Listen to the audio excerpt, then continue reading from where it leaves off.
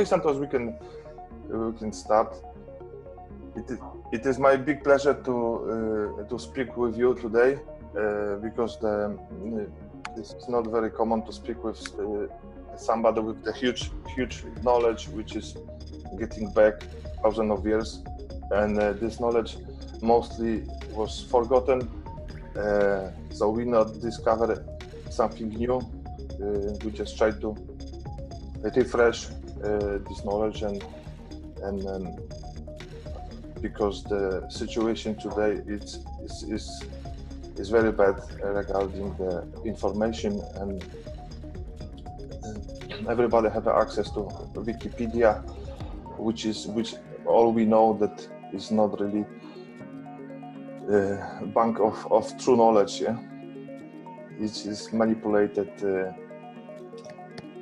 under big control, and first pages it's a pages what was sponsored, which is somebody paid to be on the first or second page, which is not related to get the real information.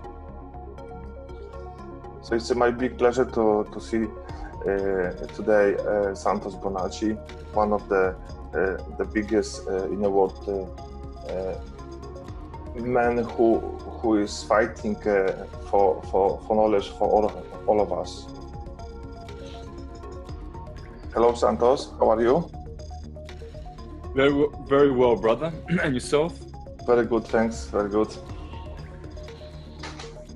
We can start today to present a bit information for astrology, medicine, a connection between body, mind, and soul, how all is connected, how the planets are connected to the different energies like masculine, sun and masculine, and moon, feminine energies, and to be healthy. Actually, we need the balance. We need this med.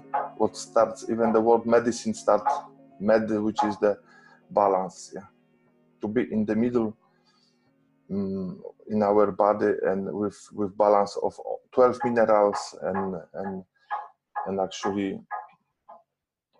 everything to live with nature. We just need to live as nature shows us. It's a special code, golden ratio, which we can see everywhere in our body, in nature, in music. So this is balance. What we can be close to this to be healthy, and I think you have a lot to say about this, Santos. Yeah, well, the body is electrochemical. Energy is electricity, the transverse wave, and so in order to keep the body healthy, the body requires voltage, it requires energy, and the energy comes in the form of a transverse wave. The transverse wave is going like this. Yeah, sinus, cosinus, yeah. Yeah, and so it is, it creates abrasion and friction, and of course it disintegrates. And so this is how the body decomposes and organisms decompose. It's because the transverse wave is not eternal. The longitudinal wave, which is magnetic pulse, this is different. This is unlimited energy, and it does not disintegrate, this wave. So the ancients knew how to keep the body healthy by giving it the right minerals. Minerals are energy. And they would administer the salts of salvation. There are 12 salts, and they all correspond to a sign of the zodiac. So Aries is potassium phosphate, Taurus is sodium sulfate, Gemini is potassium chloride, Cancer is calcium fluoride, Leo is magnesium phosphate, Virgo potassium sulfate, Scorpio, Libra sodium phosphate, Scorpio calcium sulfate, Sagittarius silica, Capricorn calcium phosphate, Aquarius sodium chloride, and Pisces iron phosphate. And those are the 12 salts that make up your body. Now, Huxley discovered these 12 tissue salts when he was examining the cremated remains of animals and human beings. And he found in all the bodies there were only these 12 salts. So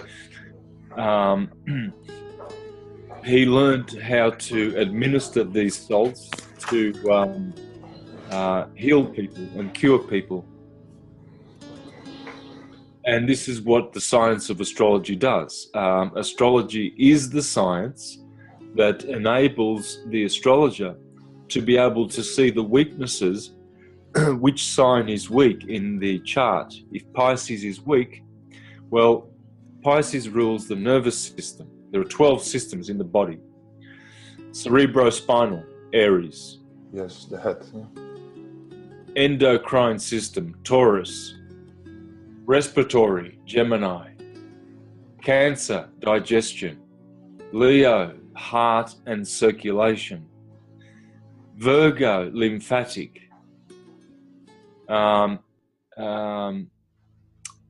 Libra is the skin. Scorpio is the generative system. Capricorn is the skeletal system. Aquarius is the muscular system. And Pisces is the nervous system. And so if you have a weak Pisces, you can tell if the individual, in that way, you can tell if they are suffering with weak nerves. They might be, they might be very nervous people, or have some illnesses related to the nerves. So the salt that will correct that situation in the body is iron phosphate. Iron phosphate is the element of Pisces, and when you administer that, the nervous system heals and improves in health. Yeah, so the depression can be from this as well. So it's often somebody is going to the psychological doctor and he has a depression. He said big depression. Yeah, he can do suicide because of missing some minerals, and the doctors don't really know what is the problem. So he prescribe a prescription for some chemical drugs, or even get worse. Yeah? Yes. Because they don't know the reason of how the human body react. Yeah, and the nervous system is also to the, even today is a lot of diseases connected to stress. Yes. It must be very cold in Australia. Yes, it is. Yeah, well, doctors are not interested in healing because nature has its own healing, and magnetic energy is it expresses itself astrologically. In other words, astrology is the language of energy, and how energy creates certain phenomena, and it creates what we call solid. My body, supposedly this body, this flesh, this is solid. But it's not. It's made of atoms. Hence we call it an anatomy. So what is an atom? Well, we are told that it is a proton a neutron and an electron? Well,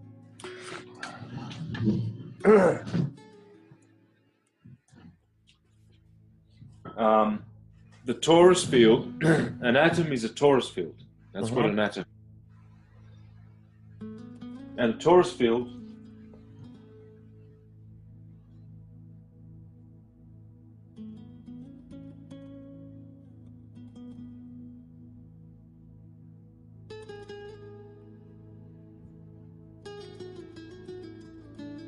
so what you have in a torus field is you have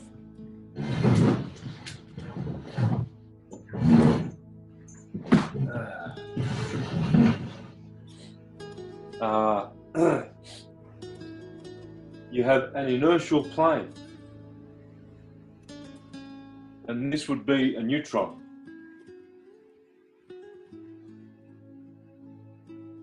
And then here you have divergent centrifugal lines reaching wave amplitude, then reaching wavelength, then flipping over and converging centripetally is coming back inside. And so the energy is going around like this. And when it is here, coming from the 0 point, the heart of the apple,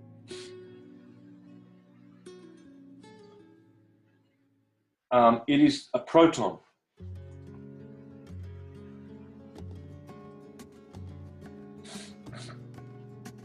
And then when it's coming in here, it is an electron.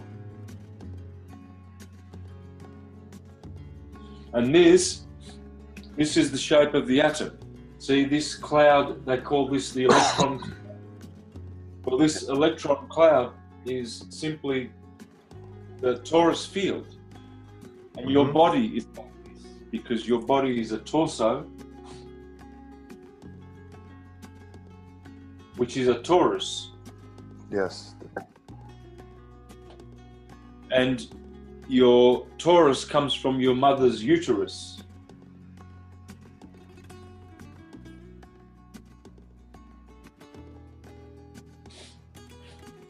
Now, that's a torus. So, here is the neutron. It is dielectricity.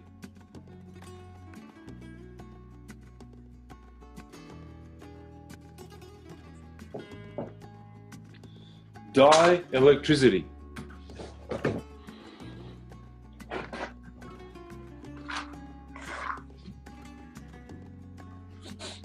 And from here is coming divergent centrifugal lines, which is the proton.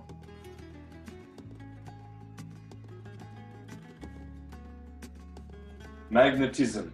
Mag means to move in Sanskrit. This is moving. Tor backwards is wrote. Rota.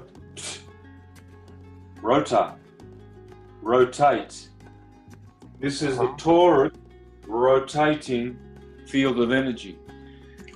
So when you understand, then this electron is electricity. L. L, yes. Like Elohim. Yes.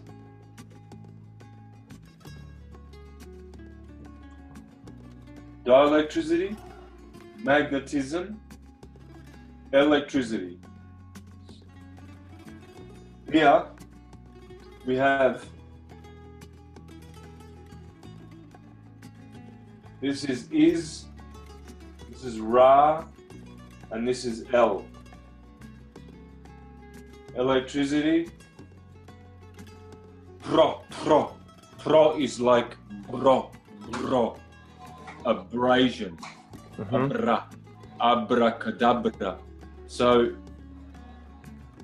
this is where the word of the root to pronounce, to speak. And it has to do with magnetism, radiation, Ra. And the neutron, this is Isis. And so when you look in the Hindu, they give you Krishna.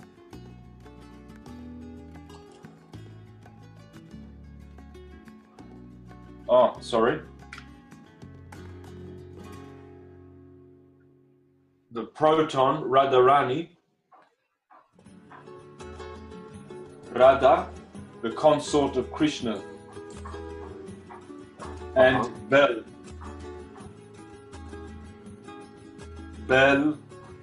Belarama. So you see, Israel is Krishna, Radha, and Belarama, the Trinity in the East. Okay? So, when you understand these three field modalities, there's always three things happening. This is why scientists tell you there is a neutron, a proton, and an electron. And they are right. This is correct. But what they're not understanding is that the atom they're looking at, this is the atom. All is atom.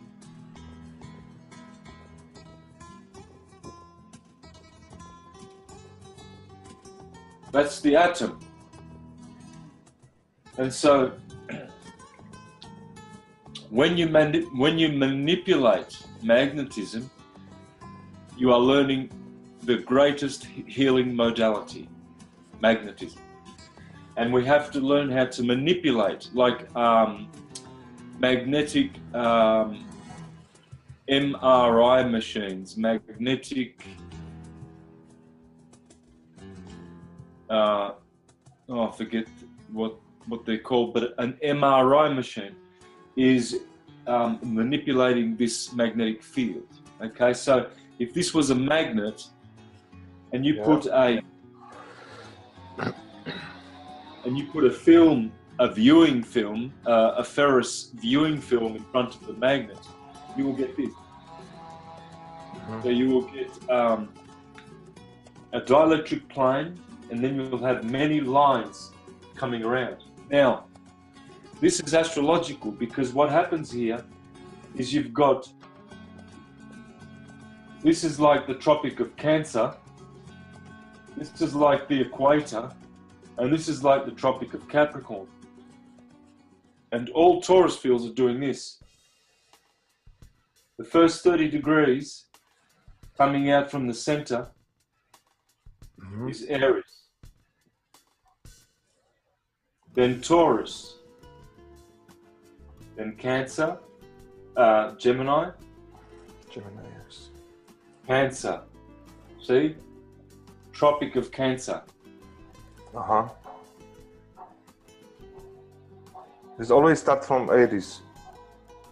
Always. All energy, all thought forms, all emotion forms, all waves. They start in Aries and they finish in Pisces. Virgo, Libra,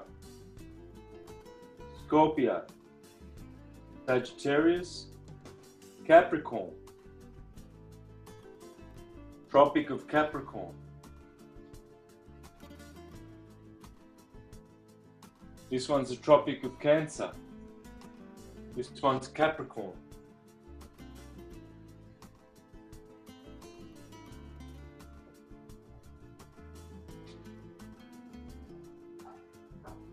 Aquarius, your sign? Yes. Pisces. So what you have,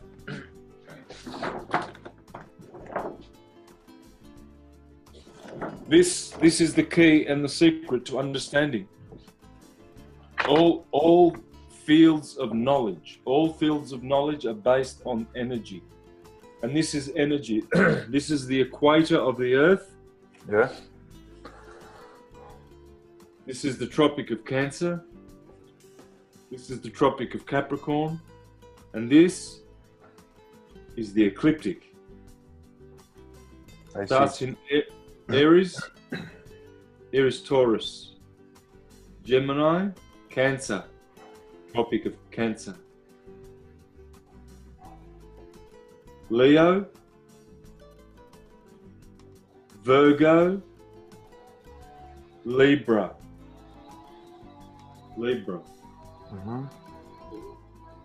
Scorpio, Sagittarius, Capricorn, Aquarius, Pisces. All signs, all energy does this. Here is the Mason, the royal arch. Okay, see here, Aries. Oh yeah, I see. Taurus, Gemini, Cancer, Leo, Virgo. So what we have here, it's telling you this is the equinox. This is the flat Earth. This is the sky, and the sun is beautiful when it's rising in the morning, strong at midday, and wise when it's setting. And then this is the year as well. March 21st, equinox. Yes, the start of spring. September 23rd, equinox. Solstice, June 21st.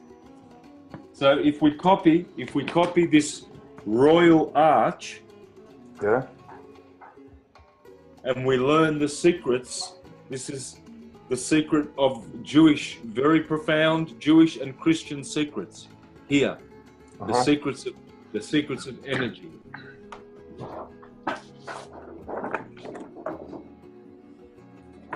We have the astrological man.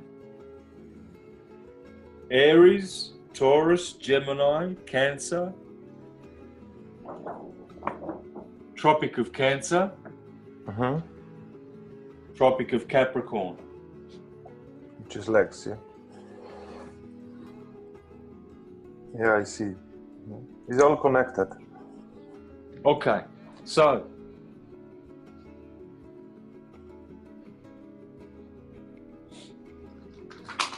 what this is doing, we'll make this better.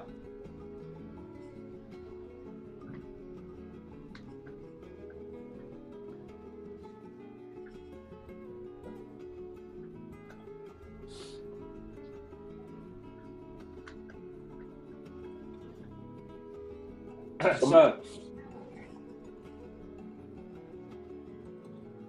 what we have is a 24-hour clock. We do the equator, Tropic of Capricorn.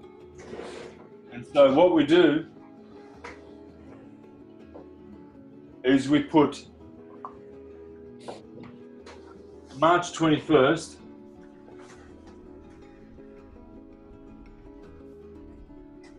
equinox, June 21st solstice, September 21st or 23rd equinox, equal.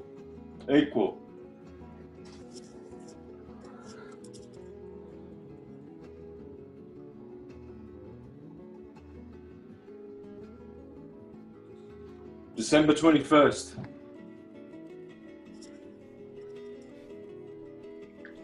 Here we have the year. Spring, summer, autumn, autumn, winter, the fall. Falling. The sun is falling. Christmas Day. Aries, Taurus, Gemini. Summer, Cancer, Leo, Virgo. Autumn, Libra, Scorpio, Sagittarius. Winter, Capricorn, Aquarius, Pisces.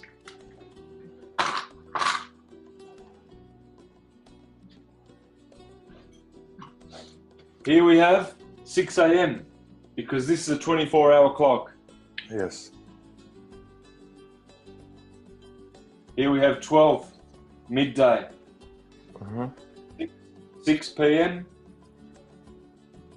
12 midnight. Now this is a 24-hour clock. 6 o'clock, 7 o'clock, 8 o'clock, 9, 10, 11, 12, midday. This line is called the meridian.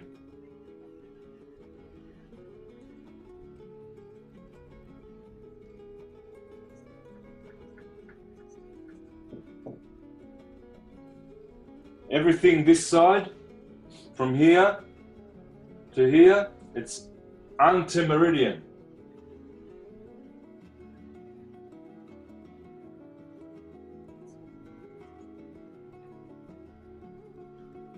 AM. 12 a.m., 1 a.m., 2 a.m., 3 a.m., 4 a.m., 5 a.m., 6 a.m. 7, 8, 9, 12 a.m.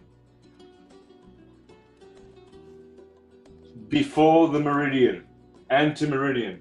After is post-meridian. Post. PM. Everything is after the meridian. So, every day, the sun is rising in the east. This is the east. This is the west.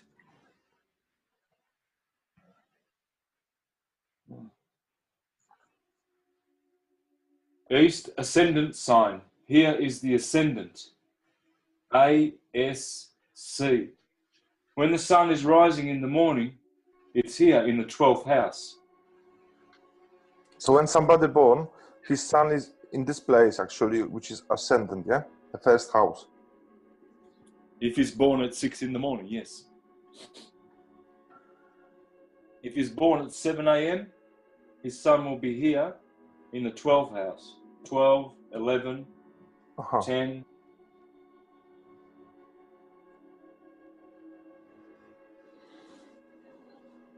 So it has influence on the body, ascendant, yeah? Yes, yes. So some houses for the sun are good and some are not so good. So to be born between 7 and 8 in the morning, it's not a really good time at all. Better here, between 8 and 10, this is very good. 11th house, very good for the sun. The sun loves the 11th house. People are very happy when the sun is in this house. They are born very happy. Also, here, people born between 10 a.m. and 12 a.m. Sun here. Big career. This is the career, the public life. Someone born here with the sun here, very spiritual. This is the religious house. Spirituality is here. So it doesn't matter is it in the morning or in the night, or is it? Is matter? Does it matter or? Well, we're just talking about one thing here, the sun. I'm just describing how this is a 24-hour clock. Every day, this is the firmament. This is the stars in the heaven, the zodiac. Yes. The 12, the ecliptic. This is the ecliptic.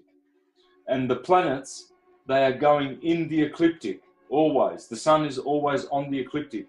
And this is turning every 24 hours. Yes. But the planets, they are going this way because the signs in astrology turning, they are reversed. Instead of going this way, Aries, Taurus, Gemini, Cancer, they are going Aries, Taurus, Gemini, Cancer that way because everything is going around yearly like this, but daily, this is a daily clock. So they appear to be going this way, and they are, but progressing 1 degree every day. The sun is going 1 degree that way along the ecliptic. So if you're born usually between 6 and 8, you will have the sun in the 12th house. This is good for, this is the house of enlightenment, the house of friends, the house of career, the house of religion, the house of death, the house of partners, illnesses, pleasure, private home life, Yes. communication and brothers, wealth and substance, and the personality. Ego. So what you have now is you have the beginning and the foundation of all sciences, especially astrology. It's here. This is the round table of King Arthur.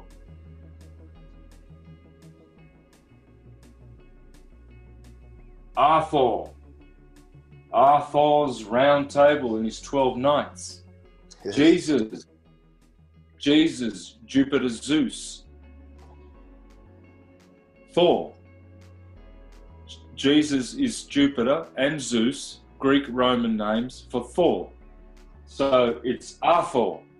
And Jesus has 12 disciples, just like Arthur has 12 knights. 12. Mm-hmm. Because Thor, Jupiter, Zeus, has a 12-year orbit. Zeus is a planet.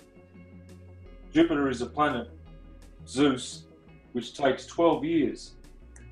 The sun will go around the ecliptic once a year. That's a solar return. So if you're born here, and the sun's got to go this way around the ecliptic, of course, it takes 1 year. Jupiter takes 12 years. So that's why Jupiter, Zeus,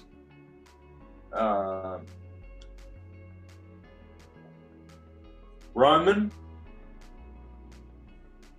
Greek, Zeus. Jupiter is Thor. Mm-hmm. Arthur and his 12 knights. So, yeah. So this is the key to nature. They're telling you, how nature is energy is working. Energy works like this. Here is the daily cycle of the sun, clearly. You know, Mm-hmm. in the morning in the east, it's beautiful. In midday, it's strong. And when it's setting, it is wise. And these are all the spring months. These are all the summer months. And then winter, fall and winter. And so it's very important to understand this, because this is syncretism. It is thinking and bringing together the science of energy. Energy is God. Yeah, so a lot of people are asking why we are so different. So if somebody is born, for example, between 6 a.m., 7 a.m., this is like a frequency, what programming our DNA when we born. And I think also 9 months before. Yes. That's why we have influences of Pisces, of like you are Aries, your energy of Mars. I am moon in Taurus. I've got the moon in Taurus, so I've got influence of Venus, and music, creation, creativity, and I've got a very strong sun in my Vedic sign, which is Kritika, which is sun and fire. This influenced me, and also Aquarius zodiac, which is Mercury and Saturn. Yeah. And what time were you born? 9:35 p.m. Okay, so 9:55. 9:35. Okay, 6, 7, 8, 9. You have the sun in the 5th house. Very good for pleasure. Very Yes. good for Children. This is the house of children. Yeah. If you have another planet here, maybe Mercury. If you have Mercury together with the sun here, it's very good for children. I've The got sun alone in the fifth house, not very good. You don't want the sun alone. You want the sun with Yes, with company somebody. in the fifth. I've got a lot of children and very nice, very clever, beautiful. Well, then you must have Venus or Mercury Venus. in the fifth house. Yes. Well, there you go. Okay, so yeah, if you've got Venus, Venus loves the fifth house. Venus is the ruler of the fifth house.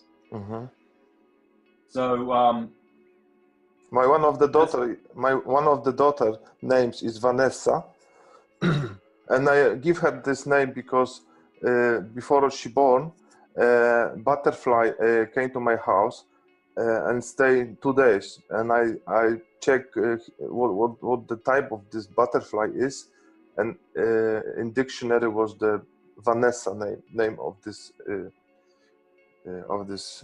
butterfly. So Vanessa is also connected with Venus, I think. yes, of course. That's what I was going to say. Vanessa, Venessa. Yes. It's the same word. Yes. So what that brings me to then is to when you look at an astrological chart, you see here. This is how in the West we have the first house, like I put on the board there. First house, second house, third house, fourth house. Well, the Hindus, they have a box. Okay, so what they do is they go like this. Yeah, Hindu Vedic astrology, you mean the Jyotish or other? Yes. So what they're doing is they're going like this.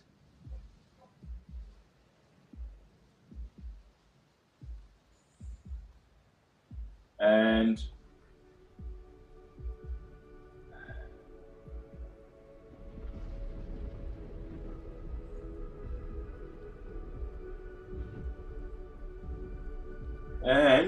so they're done there, and then they just do a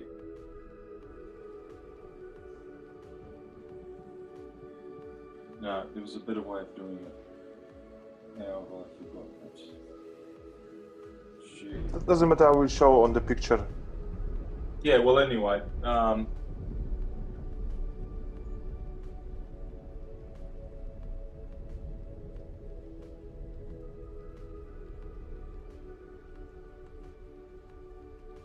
and now you've got first house, whoops, that's very rough. First house, second, third, fourth, fifth, sixth, 7, 8, 9, 10, 11, 12. And that's how it works. Same with ours, first, second. Usually they put the ascendant, really they usually put the first house up here. And they have 1, 2, 3, 4, 5, 6, 7, 8, 9. Whereas this is corrected. You see how this is much smarter. This now has put house number 1 here, and house number 2 and 3, because now the ascendant is always here at the 6 o'clock mark, or if this is a 12-hour clock, 9. So 12, 3, 6, and 9 on a 12-hour clock. 24-hour clock, it's always 12, 6, 12, 6. Because this is the clock. This is the time. Time is chronos. Chronology. Horus. Yeah. Timmy. Tommy. The tom-tom. It's sound and light and time. Okay? And so when we learn how to manipulate this energy, we can heal ourselves by using magnetism. You know, we can generate a nice field, a torus field. We already saw that this is just the torus field. And this is always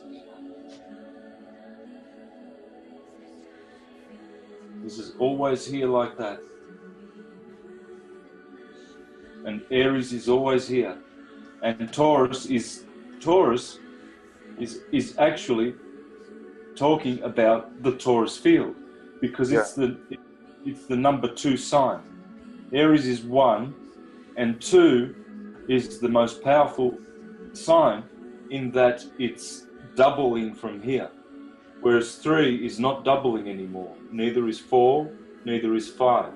So you must be able to see this Taurus field starting from here, 6 o'clock in the morning, and the year starting here at March 21st, and going up to the Tropic of Cancer, and going through spring, summer, autumn, and winter, and morning, afternoon, evening, and night. And the energies there are described in there symbolically. Arian energy is always in the morning. Taurus is always between 8 and 10, relaxing. This is fiery morning. You wake up at 6 a.m., ding, ding, ding, ding, ding. Got to go to work, bang. You get dressed. Here, this is the head. This is the neck. This is the arms of the body, remember? Yes, I remember. Double sign or signature, which is Pisces or... Yeah. So you wake up in the morning at 6 a.m., you put something, you wake up in your head. Yes. Taurus, you put something in your mouth. Taurus rules the mouth. You have breakfast. Yeah. Gemini rule the twins. These are the twins. You go and work. You start making a house. You're building. Yes. Cancer is the digestion system. Leo is the heart, pumping. Okay, Virgo is also digestion. And this is how energy is working everywhere, all the way up to the big galaxies, all the way down to the little atom, neutron, proton, electron, Israel. Micro and macrocosmos, yeah? Yep. Yep. So the Masons had access to this big knowledge and entry to use it. Probably they're using up to date. But this knowledge was in the past more common than today, I think. Yes, it is. And the reason why it's not common now is because we have been, for 500 years, we have been persecuted by the Jesuits, who created the globe model and funded Copernicus and made a globe. And so now astrologers are using the Copernicus model, which is wrong. See, this is our true cosmology in here. This is Ptolemy.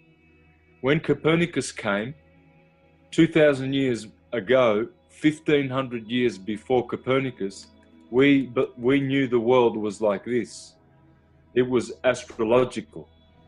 Yes. You see? Let me read to you the true world we live in. When Copernicus made his book Revolutions, the world says that this guy, his cosmology was corrected, and Copernicus's globe theory is the correct theory. Well, let's have a look what it says here. Sure. This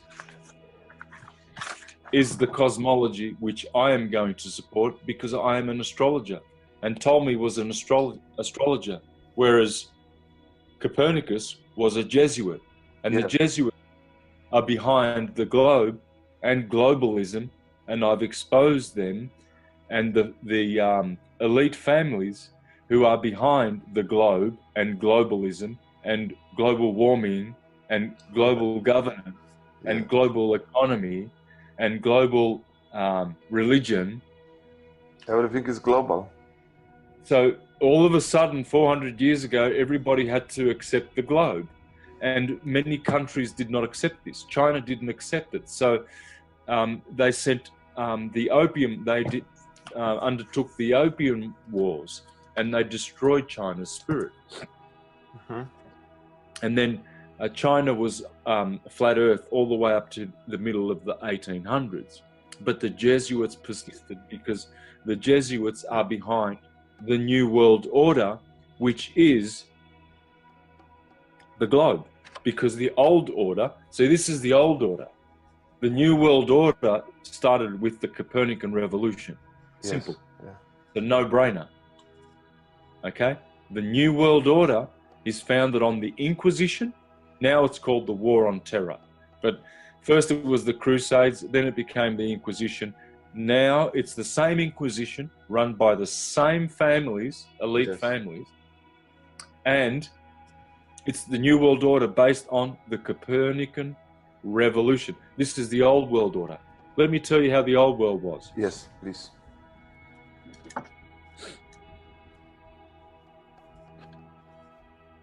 Now, let me remind you when Copernicus wrote, when Ptolemy was writing, I put here on the board some names.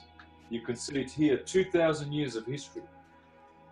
Yeah, Copernicus was Polish, and it is not very known today in Poland that he belongs to Jesuits. And all the Jesuits spend a lot of energy and money to set the new schools and new teaching of knowledge. What they teach in the school, they influence it a lot. Yes, yes. Let me show you, brother, how important this science is. This is Marcus Manilius. Marcus Manilius was the astrologer to Caesar Augustus. Here we have 2,000 years of history. Here we are today. Mhm. Can you see this? You can put a bit camera a bit higher, Santos. Oh, it's perfect now. Yeah, please get everything because this is very, very important. Okay. Yeah. Copernicus came here with his book in 1543. The Jesuits were created in 1541. Bang. Galileo Galilei, Jesuit. Newton, Jesuit. Globalist, gravity, globalists. Before that, we had Marcus Manilius,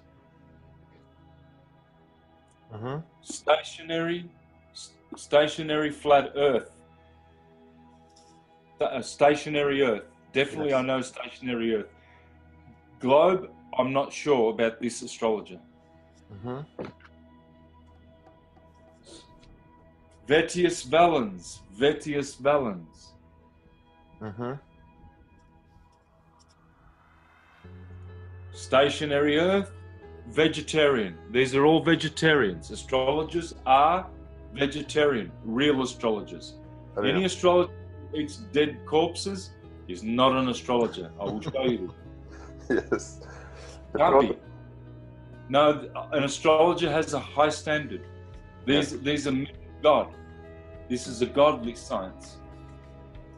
Dorotheus of Sidon.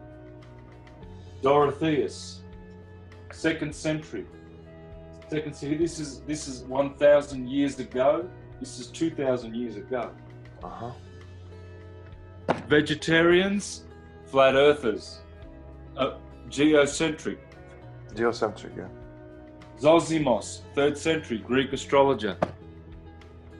Al-Biruni, Persian astronomer, 1,000 years ago. We still have his flat earth map. The flat earth azimuthal equidistance comes from, one of them comes from Al-Biruni, astrologer. Geocentrist, vegetarian. Sallustius, friend of Iamblichus. Iamblichus, friend of Porphyry. Porphyry, one of the greatest astrologers who ever lived. Vegetarian, geocentrist. Here's his book on the abstinence of animal food. Neoplatonist. Neoplatonists were vegetarians. Astrologers, geocentrist.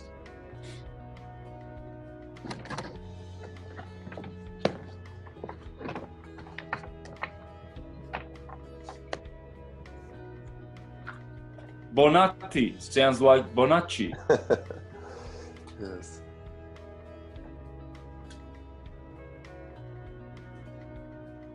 Friend of Dante.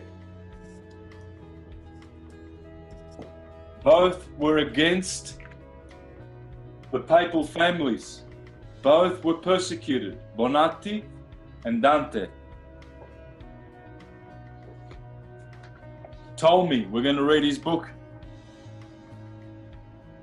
2nd century, very important, this man. This man, what he had here, served for 1500 years, all the way up to here, up until the Jesuits started globalism. Yes. Okay? Firmicus Maternus, we're going to read from his book. Firmicus, 4th century. Porphyry, 3rd century. Ptolemy, 2nd century. Vettius Valens, Dorotheus, 2nd century. Let's have a look.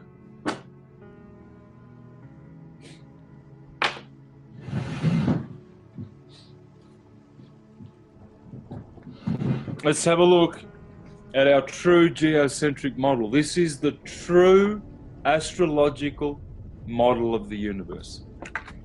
It's not Copernican. The revolution failed because people have woken up.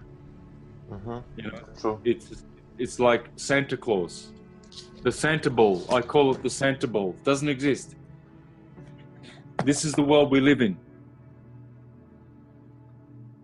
The world is divided into two parts, the elemental region and the ethereal. The elemental region is constantly subject to alteration and comprises the four elements, earth, water, air, and fire. The ethereal region, which philosophers call the fifth essence, encompasses by its concavity the elemental. Its substance remains always unvaried and consists of 10 spheres, of which the greater one always spherically environs the next smaller, and so on in consecutive order. First, therefore, around the sphere of fire, God, the creator of the world, placed the sphere of the moon.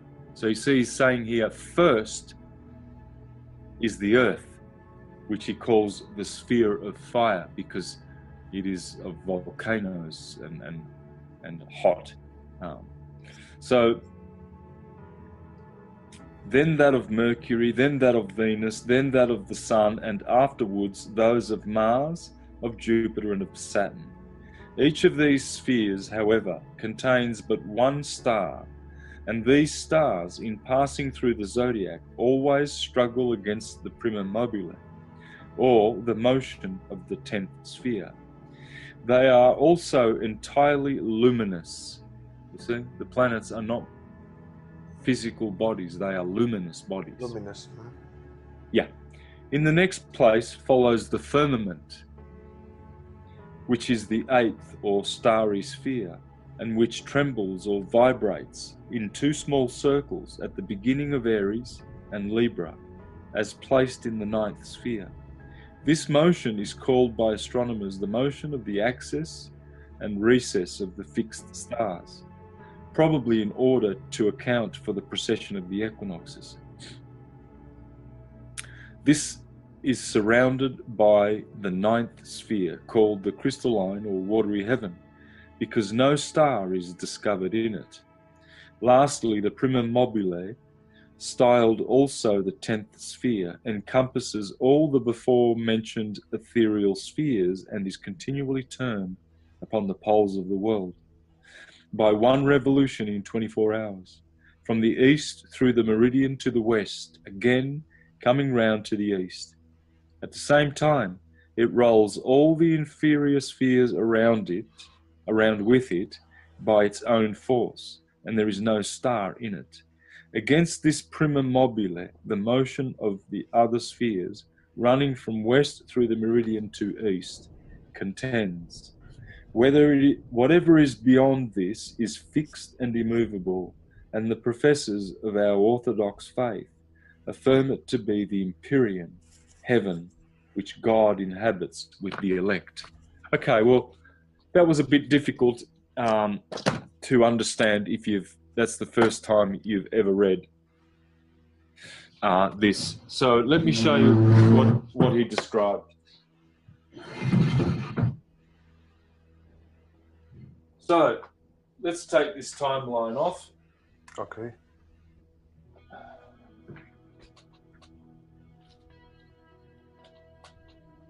You see, all the astrologers over here were in antiquity came from a tradition of vegetarianism, geocentrism. Then the powers that be, Rome and the Germanic Holy Roman Empire and the Persians, etc., they realized that to make a globe would be the best way to enslave mankind and keep them in a contained mindset of not exploring beyond. Like in Truman Show, they always show him, don't travel because you will get some catastrophe by plane. Or... Yes. So what he is explaining is this. First is the earth.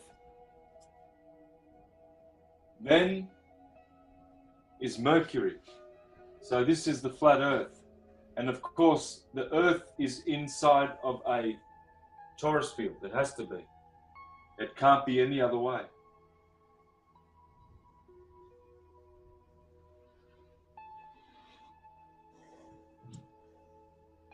The torus field is like this, or it's a split torus, and it's going like this, which explains a lot about the stars. But let me continue. First is the Earth, number one. Then Mercury. Then Venus. Moon. Mercury, Venus, Sun, Mars. Remember, he described this. Yes. Jupiter, Saturn. So he described Moon, Mercury, Venus, Sun, Jupiter, Mars,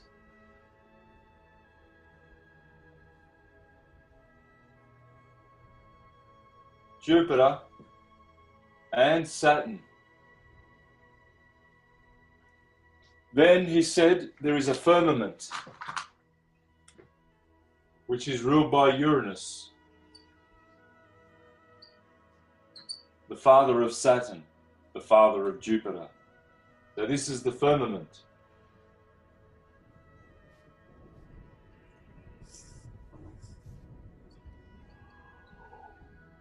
This is also in the Bible. In the second day of creation, God created the firmament.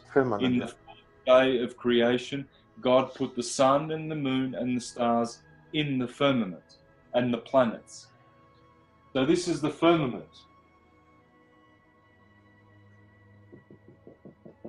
And the firmament is going around, well, it's contained in here, and then we've got the crystalline sea. He describes the waters above the firmament. Neptune. God of the sea. Yes, the waters above. The ninth heaven. The eighth heaven. 7, 6, 5, 4, 3, 2, 1. Earth.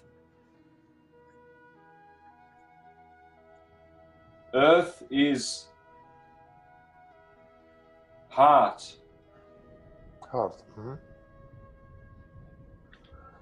So, the last one is Pluto. And this is called the primum mobile.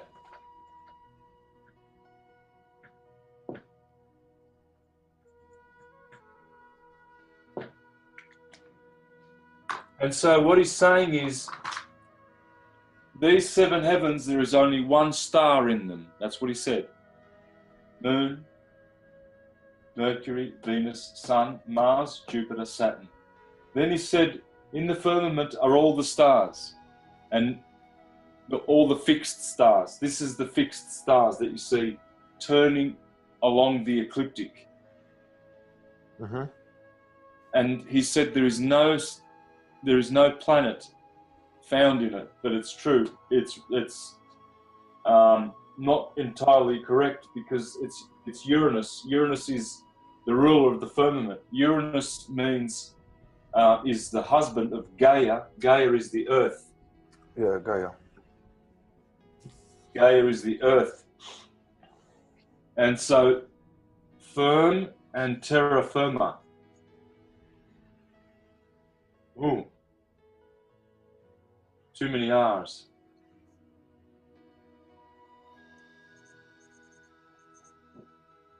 Firmament, Uranus, terra firma, Gaia, husband and wife.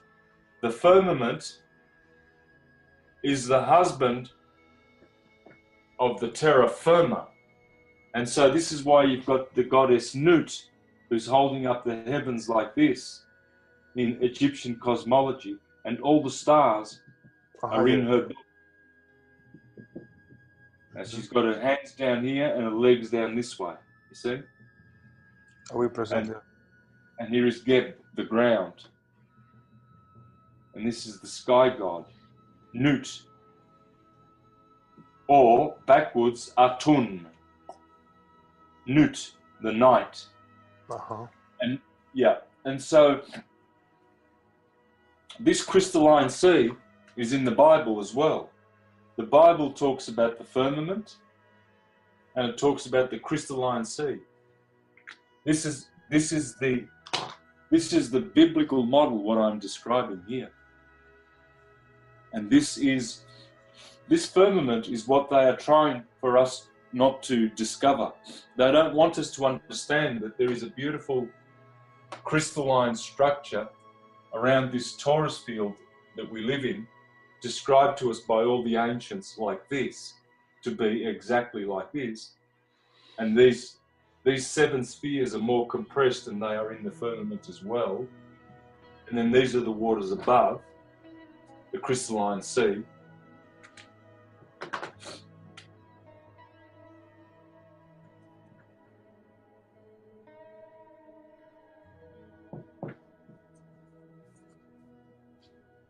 And the primum mobile, and this is like the 10 concentric rings of the Kabbalistic tree.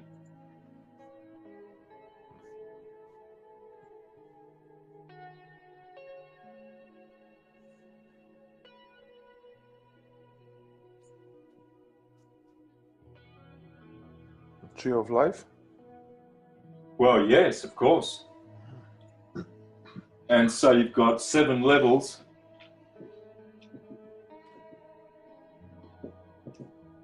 Seven heads and 10 horns, and that is the nature of the torus field. The torus field has these 10 layers. Okay? It has these, it's an egg, it's an egg, a golden egg, and it's not perfectly spherical. It's more like an egg. And the top part is bigger, and then the little part. This part is 1, this part is 5. 5 is 1.618. The golden ratio. The golden.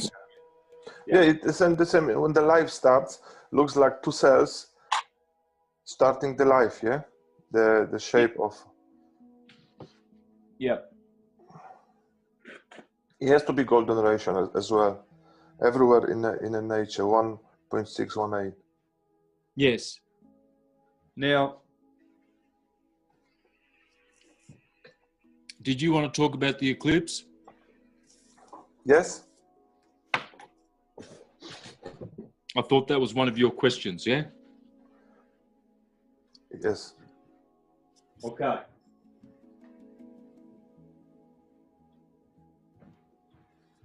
just be a minute.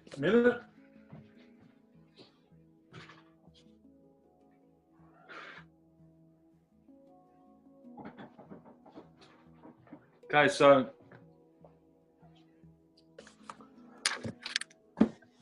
we can talk. Sorry.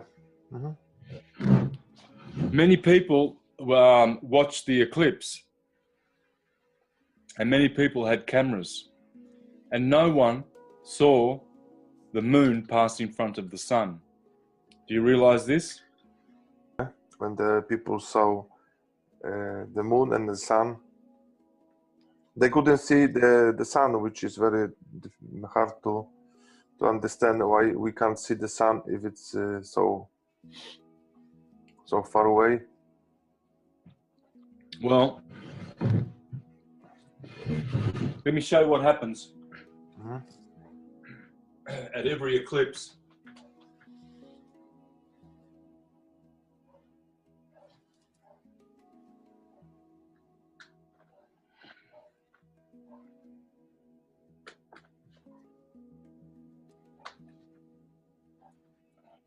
Okay, so what happened is no one saw the moon. No one saw the moon pass in front of the sun on the 21st of August. No one. No one ever has seen the moon pass in front of the sun at any eclipse in the history of the universe. Tell you why. The sun, astrology teaches that whenever a celestial body is within 15 degrees of the sun,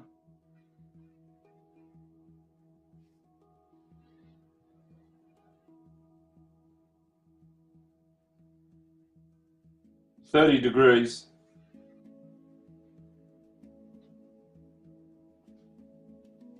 you cannot see moon,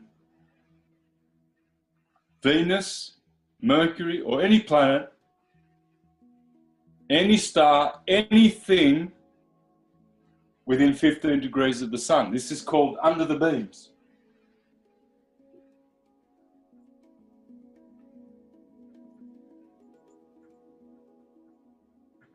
Or under the rays. So when the moon, every month, the moon is doing this.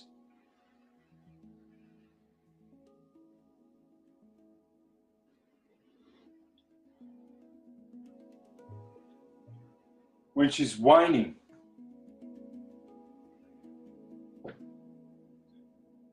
And the moon advances along the ecliptic 13 degrees every day. So by the time the moon gets from here to here, it's 60 hours. Or 2.5 days.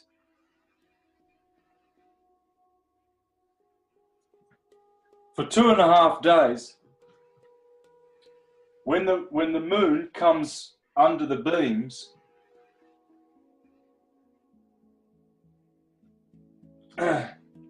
when the moon hits the 15th degree here she's at 16 degrees, you can see the moon.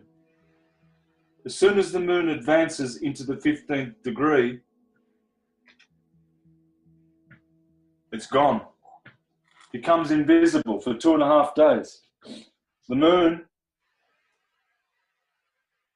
is right there, you can't see it. Right there, you can't see it. You'll never see the moon. If it's a rock, a ball, it should be a ball. Every month, every 29.5 days, you should see the moon blocking the sun, at least on the same plane, or 5 degrees higher or 5 degrees lower. Why? Because the ecliptic of the sun is like this.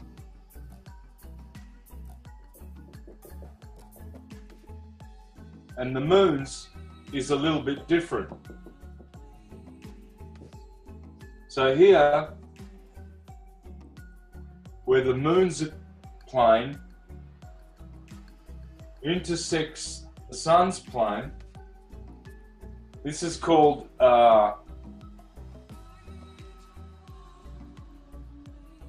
Rahu, North Node. Yeah, K to Rahu, yeah, from Vedic astrology. Rahu. This one's called Ketu, South Node.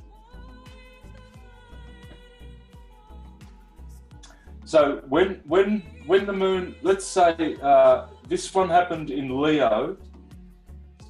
Well, let's put Leo up here. So what happened was on the 21st of August, the sun was here in Leo at the very end of Leo. So let's put it up here.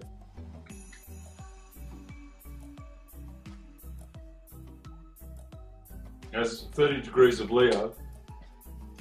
The moon was also here, but what was causing the solar eclipse was Rahu. It's a node. And so when the sun and moon are together here, anywhere away from the nodes, you never see the moon when they're together, when they're conjunct.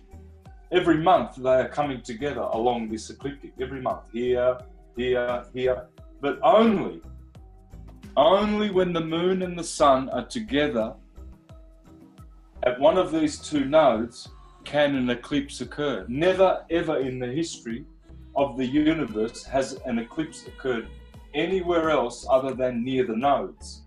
And the nodes are going backwards, retrogressing 18.5 years. The nodes. They go backwards. Right? So, here is the question. Why is it every month when the moon comes near the sun, it disappears? It's nowhere. You can't see it here, can't see it here, you can't see it here for 2.5 whole days. And then, at the new moon,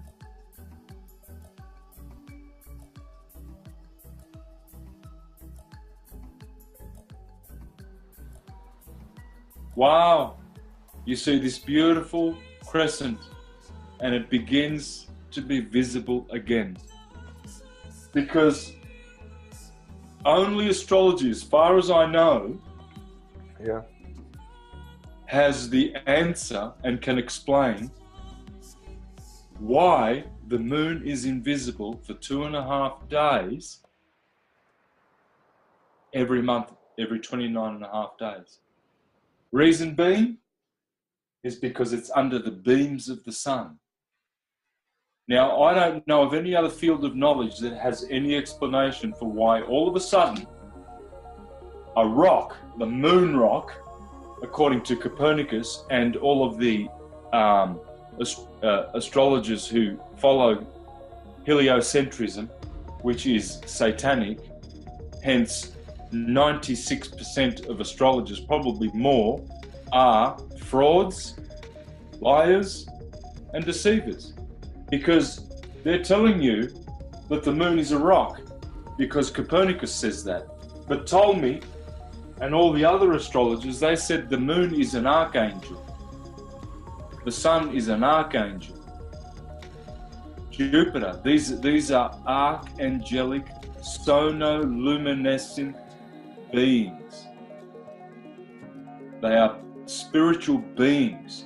And yet the Copernicans want to make the moon a rock. Well, where is the moon? How does the sun make the moon invisible every month? It's magic. No explanation. What is the explanation? I've never heard an explanation. Astrology tells you. You see? Yeah, they only repeats what somebody says in the past, but no proof. They don't care about evidence. Yeah? But we can see by the telescope, we can see by camera that the horizon no change, is still flat when we see, for example, object on our horizon moved, we still is not hiding. Yeah? It's not. When we take a stronger telescope, we can still see the same flat line, and the ship or boats or other object on the horizon. Yes. Yes. So you see, the science of astrology has been suffering for 500 years because astrologers have been teaching an incorrect and very, very atheist, materialist model of the universe.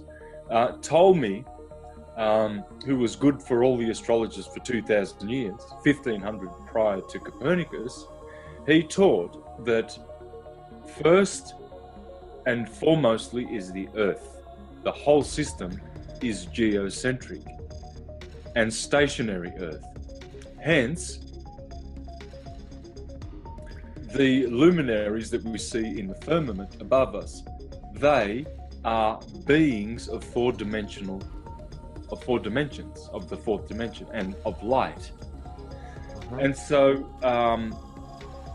in so doing, the astrologers that have accepted the Copernican revolution, they have turned themselves into atheists, and they are turning people away from God's religion, which is astrology, and from abstaining from meat. Here is Porphyry, one of the most famous of all astrologers of history. We still have his house system today because his house system was so good. And he and all of these other astrologers that I've mentioned show that you cannot be a meat eater and an astrologer at the same time. That's like being a prostitute and a virgin at the same time. It's impossible. It's a good comparison. Exactly. So you see these astrologers that are eating dead pigs' bums and dead cows' bums. They've got bacon breath. This is dishonorable to astrology. This is sacrilegious. This is disgusting. The vampires who are not astrological out there, who have lust for blood and for murder and for butchered animal-bodied parts, yes, they can eat meat, but they are uncultured and uncivilized and unevolved and undeveloped. But if you look at our teeth doesn't really show to eat meat, yeah? Because I understand some monkeys or dogs who have this special teeth longer to break the meat, but our digestion system, our teeth doesn't shows to eat meat. Actually, what they're saying, that the scientists saying that the protein from the meat is very helpful, but this is not true because the plant's protein, the absorption to the human body is much bigger, but the only difference is that we don't need big volume of this plant protein. We can eat less plant protein than meat protein, but the absorption is for our body is much healthier. Yes. So they're saying only volume because this is big volume of protein in the meat, but this is nothing compared to absorption. So for example, you can eat magnesium from chemist and absorption will be 2%, and you pay lots of money for this, but you can go to the sea and the magnesium in the sea, it's 100% absorption for free. Yeah. That's right. So it is a lie that we need meat. This is a lie which originates with the meat industry, which originates with the Jesuits. The Jesuits were the one that started this industrial meat industry of abattoirs when they started conquering the Americas. And you know, they had lots of land. They paid to have all the trees destroyed so that they could grow cattle, and then teach humanity that eating dead animals should be part of our diet. And the astrologers were horrified. This is disgusting. This is so putrid and demonic. I mean, I can't understand how astrologers think they are astrologers and they're eating putrefying dead corpse in their diet. We are supposed to have a godly science. Astrology is such a godly science. Let me show you how Firmicus Maternus teaches. This is like, he has the astrologer's oath. The astrologer's oath is like the Hippocratic oath, and the Hippocratic oath is for doctors, and they live by that oath. Well, this guy, you know, one of the fathers of Western astrology 2,000 years ago or so, he gave us this beautiful oath here. Now, does this sound like many of the astrologers that you know? Because when I look at some of the astrologers, I see gluttons. I see heavy flesh eaters. I see bacon written all over their faces. I can see they eat meat because they're toxic. They look ugly. They look demonic, and that's what scares people about astrologers, because they are committing the crime of eating murdered animals, and they don't realize that all of the ancient astrologers, all of them, were all vegetarian. So,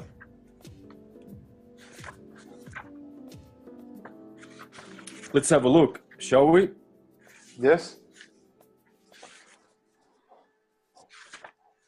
At what the great ones say about our beautiful science, and see how it compares with the astrologers of today, because you'll find that the astrologers of today do not even bear a candle to the ones of ancient times, because the ones today, they are Copernican, and Copernican heliocentric astrologers are liars, deceivers, and frauds. They are satanic and they are atheist.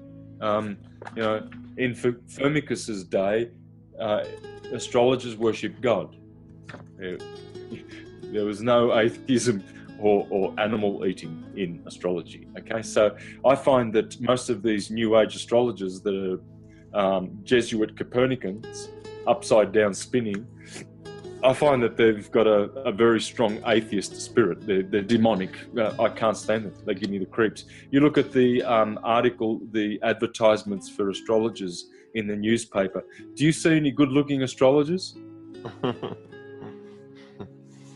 I don't, particularly not the women. The women look like hags, and they're heavy flesh eaters. I'm actually not interested in the Western astrology, because I know they are not perfect. They don't use proper calculations. That's why it's a lot of misunderstanding, and people don't really know why it's not exact matches. But the frequency, we can say some thoughts about the frequency and the Rothschild family. What they changed this tune 8 years ago by Rockefeller Rothschild Foundation. Why they forced to change this the tune from 432, which is the golden ratio, to 440 Hz, which is not very good for our body cells. No, it's not, because it's unnatural, and it doesn't complete all the resonances, all the harmonics to complete the whole field of sound. 440 hertz is very unnatural, whereas 432, just 8 frequencies down, is natural, and so all the harmonics are natural and they're full, and there's no gaps, there's no missing harmonics, which are very not so good for the health.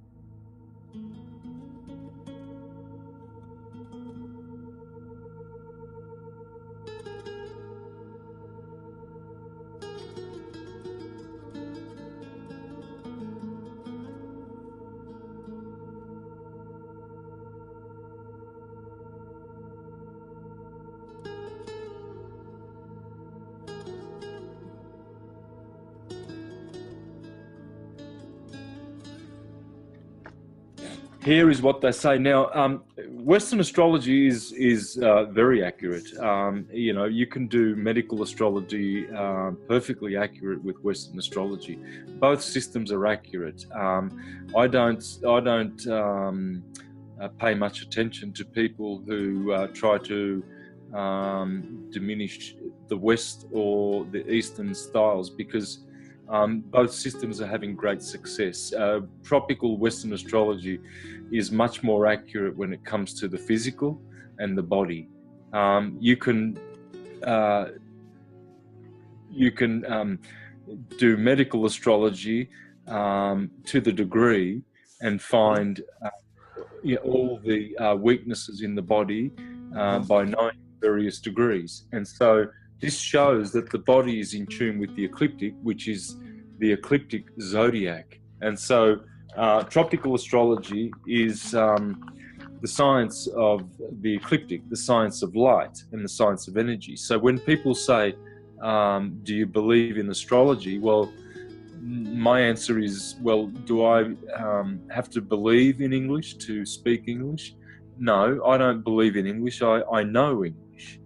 And so you don't need to believe in astrology. It's just a language. It's a language of energy. And this is the conduct of an astrologer. Now you, whoever you are, who try to read these books, since you have received the whole knowledge of this divine science, and are now endowed with the secrets of the stars, and have learned the first principles of the art, shape yourself in the image and likeness of divinity, so that you may always be a model of excellence. He who daily speaks about the gods, or with the gods, must shape his mind to approach the likeness of divinity. Therefore, study and pursue all the distinguishing marks of virtue, and when you have trained yourself in these, be easy of access, so that if anyone wishes to consult you about anything, he may approach you without fear. Be modest, upright, sober, eat little, be content with few goods, so that the shameful love of money may not defile the glory of this divine science. Try with your training and principles to outdo the training and principles of worthy priests. Keep away at all times from the enticements of the shows, lest anyone think you are a patron of this kind of thing. For the priest of the gods must be apart from low, base pleasures. Do not entrust the secrets of this religion to the sinful greed of men's minds. For one should not initiate souls of depraved men into the holy rituals. This divine science cannot at any time adhere to a mind captured and stained by wicked greed, and it always sustains the greatest loss when it is defamed by improper intentions. Therefore, be pure and chaste, and if you have separated yourself from all kinds of wicked activity which destroy the spirit, and if the desire for the right way of life has freed you from any suspicion of crime, and if you conduct yourself as one mindful of the divine seed, approach this work and commit to memory the following books. So you see here that these astrologers were they had a way of life. Astrology is not just something that you call yourself. You know, if you don't look like an astrologer, which means like a vegetarian, you're bringing disgrace to your science, because it's a way of life. It's also a dietary way of life. It's a mental way of life. It's an example, example to the people. Exactly. We need to be exemplary. If you go to a doctor to heal you and he's really, really fat and unhealthy, you're not going to go back to him because he's not healthy. That's obesity is not healthy. And so if you go to a fitness trainer, a fitness coach, and he got a big fat gut and big fat head because he eats a lot of meat, well then that's not a good example. You want a good looking man who, if he can make his body beautiful, you want to imitate that body, so you want to be trained by him. And an astrologer must be walking a beautiful, pure life before he can interact with anyone and share his sacred science with anyone. First, he must be pure, 100% pure, and no murder, no bloodshedding should be on their tongues. But sometimes when you see the big pharma, and we know that when people eat meat, this meat they staying a long time in the stomach, in the belly, and ferments and produce toxin, a lot of toxin for our body. So our body is getting sick. There is another thing. When the animal is dying or is killed by unnatural, then he's got special hormones, which is negative hormones what we eat, and we became this. We absorb this this frequency of this energy, which is bad energy, and everybody's going like a zombie because what you eat, you became what you eat actually. Yeah. Yes. Well, people are looking like the animals they eat. People think they're clever if they eat just fish. Well, you're going to have a fishy heart. You're going to be flaccid and fishy, and you're going to be swim around in schools. You see, fishes are in schools, and so they put you in a school, because when you eat the meat of a pig, you become a swine. When you eat the meat of a cow, you become chattel. When you eat the meat of sheep, you become a sheeple. When you eat the meat of goat, they make you a scapegoat. When you eat chicken, you become chicken-hearted. You run away. You're a coward. So eating the animals makes you like the animals. Yeah, and also antibiotics. Actually, all meat has antibiotics. So people when they eat meat, they kill the bacteria flora which is our actually, because this flora we are healthy, we're not getting these diseases. But when you eat meat, you get a lot of toxins. You eat a lot of antibiotics, what kills our immunological system, and in our stomach is immunological system what save us from diseases.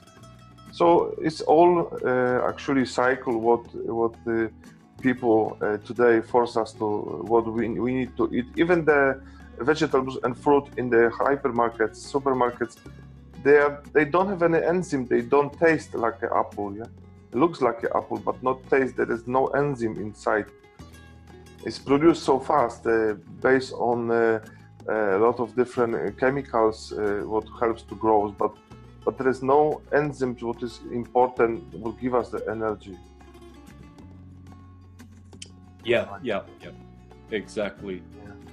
Which And you see that you said about the Copernicus, how the Jesuit they change a way of thinking globally, and you can see another example is this change, this frequency. Like whole world that time was against to change the tune key, because why?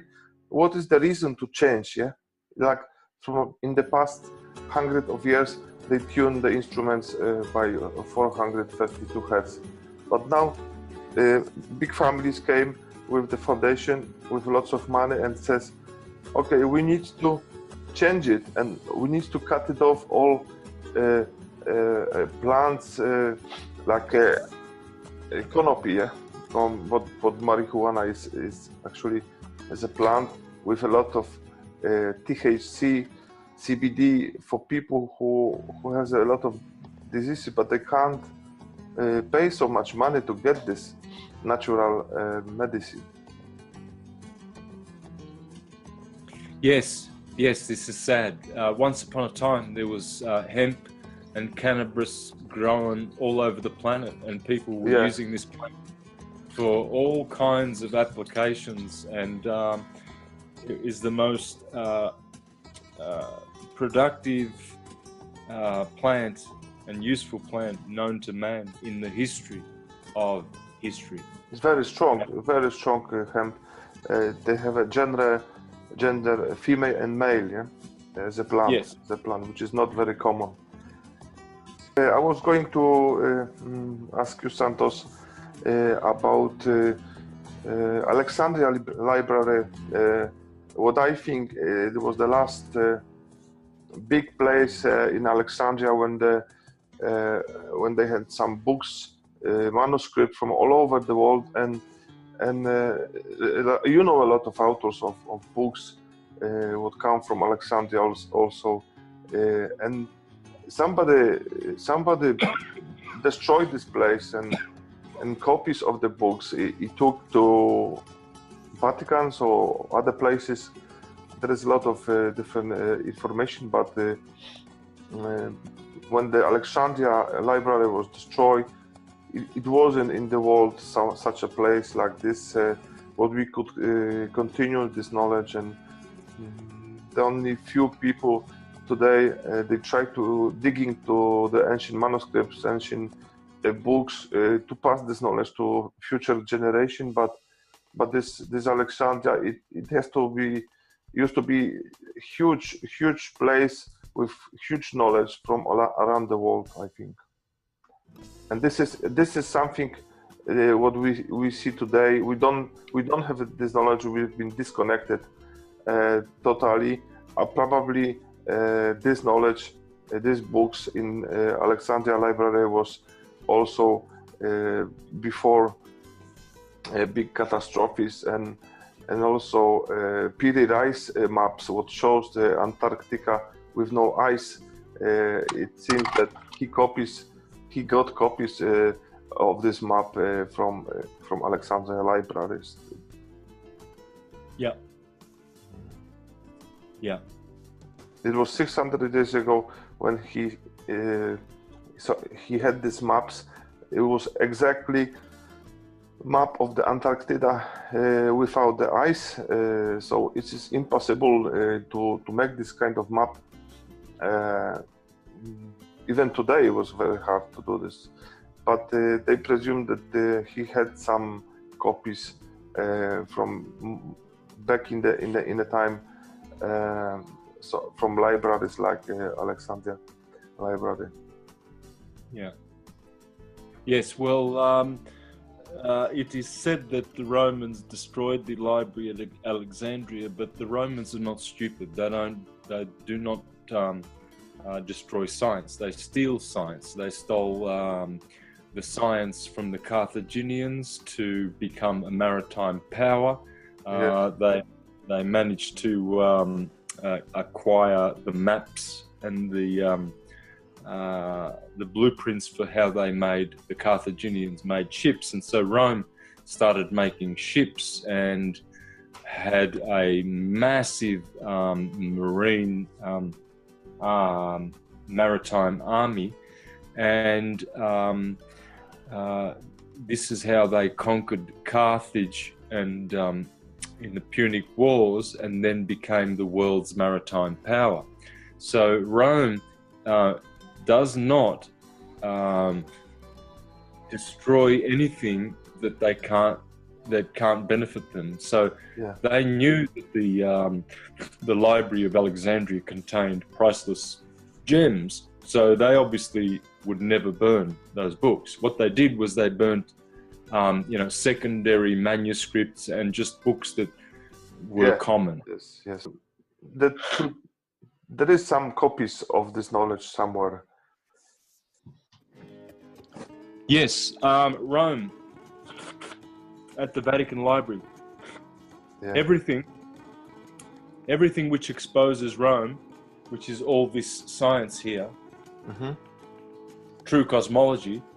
See, now we've got Copernicus. Copernicus can't explain any of this with his moon rocks. Neither can the astrologers who think that they're flying in space on a Santa ball, upside down, spinning, wobbling, thrusting, orbiting, rotating.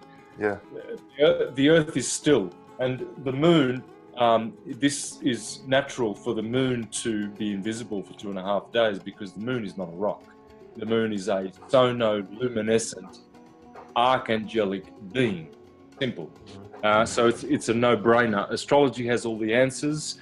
Astronomers don't have any answers. They have no answers why the moon is invisible for 2.5 days, 60 hours. You cannot see the moon, and yet they are together. They are conjunct. Why? Why does the moon rock, disappear, when it's supposed to be much, much closer? It's about 500 times closer to us than the sun, if not more than that. And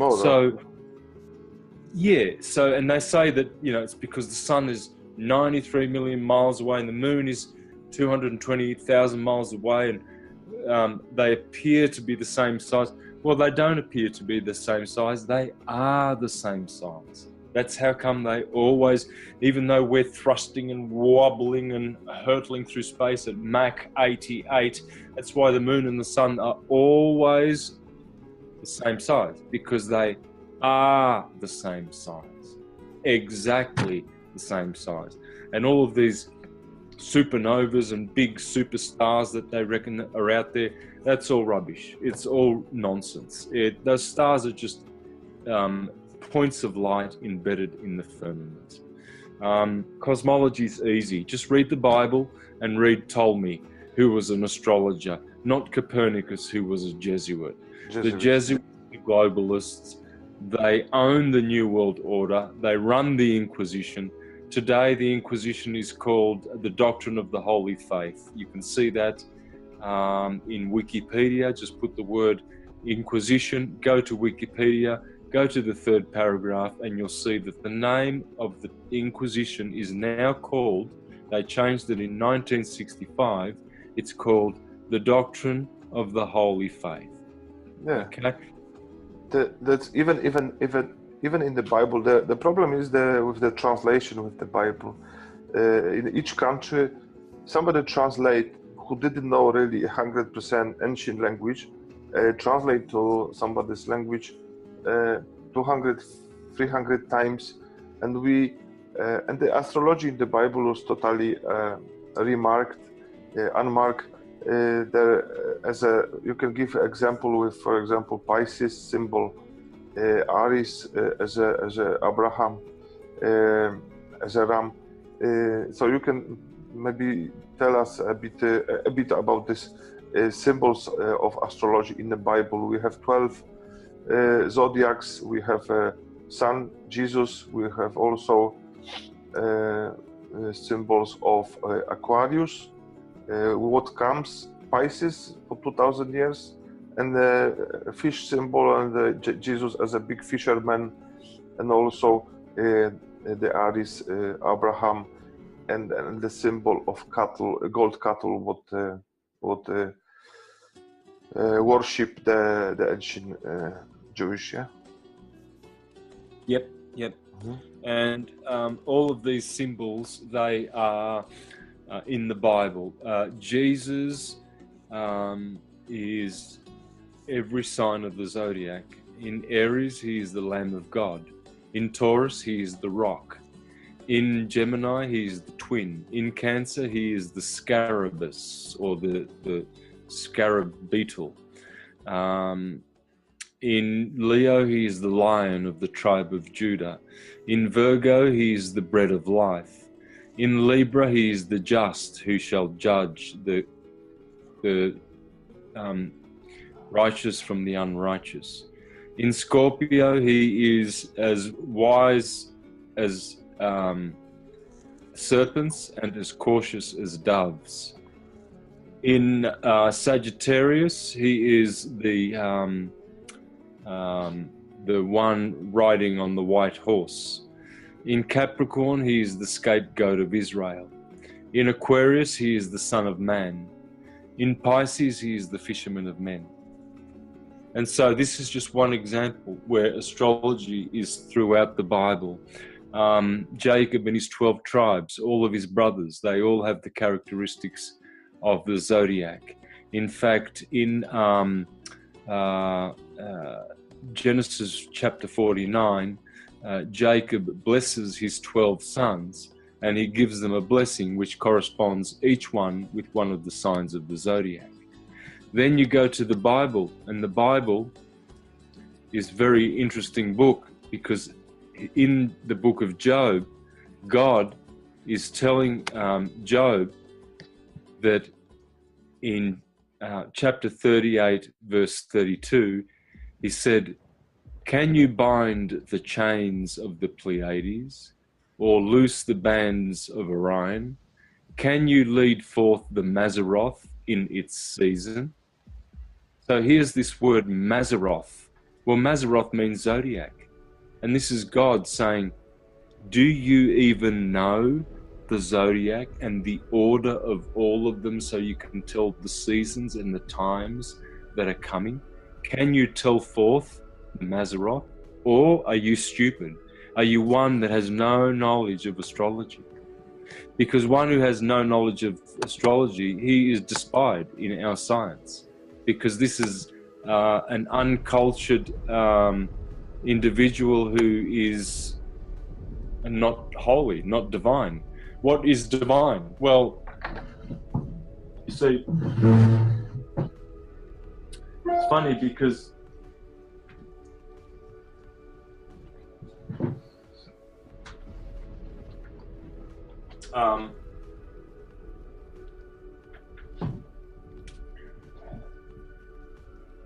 divine is God, yeah? Yes. And God is the source. So, diviners who are astrologers are condemned in the Bible. The Bible doesn't condemn astrology. The Bible only condemns astrologers. Jesus does not condemn the law. He only condemns lawyers. So, sorcerers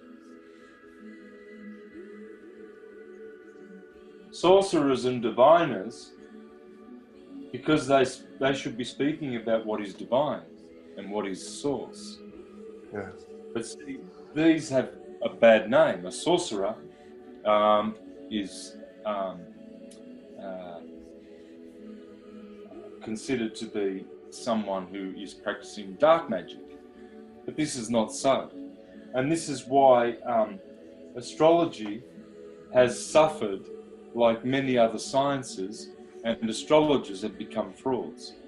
They are teaching erroneous concepts of the universe, which are satanic, and they've forgotten their true science. They've forgotten that we are geocentric, always have been, and always will be. And astrology works only on a flat horizontal earth. All right, my friend. All right, the Santos. Do you think this date in the Bible, 24th December 25th, is it related to somehow in the astrology in the zodiac, because in the past we have common Sumerian, Egyptian, Roman, the same date, 24th, 25th December, Mitra, Jesus, and other. Is it related to sun, do you think? Sun movement? Yes. Yes, all the festivals of the past, of all religions, they are all syncretized. Every culture has always celebrated a Christmas day because it's the day that the sun starts going from Capricorn to Cancer, from one tropic to the other. That's the 25th of December. Sorry, the Trinity. Do you think is connected with sun?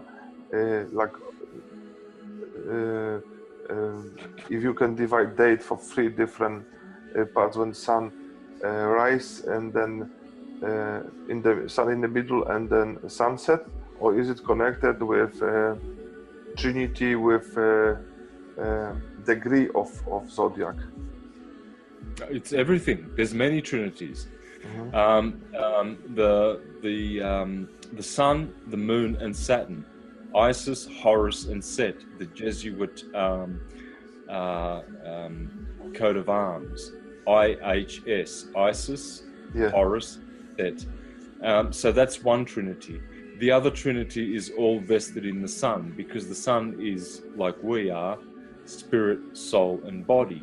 So there is soul Invictus, and then there's the physical body, and then there's the son of the sun, or the father of the sun. So S-U-N and S-O-N are the same word.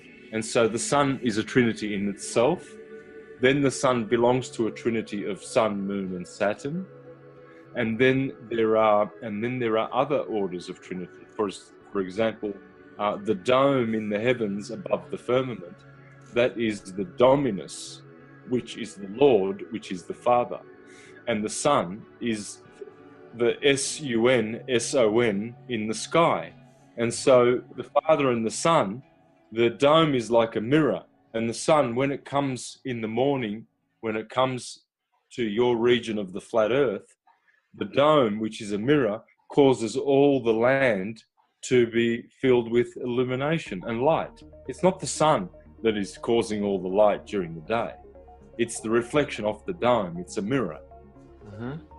And the dome is dispersing, diffusing the light so that it comes from every angle. The sun can't do that because the sun is over there emanating, I shouldn't say emitting light, I should say it's a field perturbation. So the sun is radiating in the field so that light is projected out in its curved linear rays, but it's the reflection of the sunlight off the dome, the mirror, the blue, beautiful firmament above us that is causing the light to go throughout the earth. Santos, let's say something positive on the end. In Vedas, there is a lot of eras. For example, they saying that today we have Kali Yuga era, which is the Kali influence, the era of stupidity, darkness, wars, and unknowledge. What do you think about this? And do you think this era will change very soon, and people wake up, or it's gonna be the same for longer? I don't know. It could be both. It could be that the world will go really, really pear-shaped and bad, and all of the 3D people who are trapped in the matrix and who are zombies and vampires, they will actually go down one timeline and they will experience all the bad that they deserve because they didn't wake up in time. And the ones like us who have ascended, we will somehow merge into a different timeline and we will go into a paradise timeline. Whereas the unworthy, the sheep on the right and the goats to the left. So it's sinus cosinus, yeah? Like a cos and sin. Yeah. Santos, thank you very much, my friend, and hope we will will have a chance to speak in the future as well for other subjects. And Sure. all the best, and thank you very much once again. Thank you, brother. Thank you, brother. Bye-bye. Good night. Bye-bye.